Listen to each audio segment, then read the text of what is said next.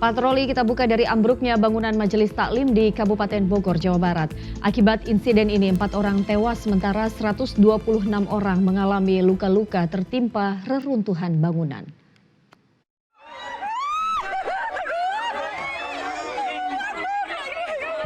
Para jemaah seketika menyelamatkan diri saat bangunan Majelis Taklim berlantai 2 di Desa Sukamakmur, Ciomas, Bogor, Jawa Barat tiba-tiba ambruk pada hari Minggu.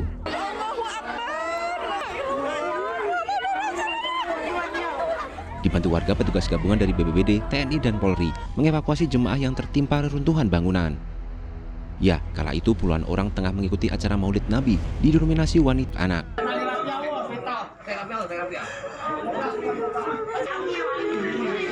Akibat tertimpa reruntuhan bangunan, 130 orang menjadi korban, 4 orang diantaranya meninggal dunia.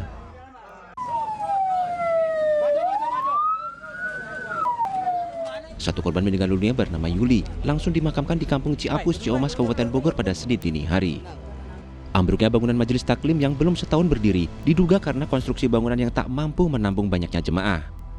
Tahap awal kami menanggung seluruh biaya rumah sakit, lalu yang kedua kami pun memberikan bantuan-bantuan, nanti bentuknya ada berbagai macam, tapi tentunya kita berfokus hari ini kepada penanganan korban. Hingga saat ini 126 korban yang alami luka-luka masih menjalani perawatan di Rumah Sakit PMI Bogor dan sejumlah rumah sakit di Kota Bogor. Sebagian besar korban alami luka di bagian kepala karena tertimpa material bangunan. Tim Liputan melaporkan.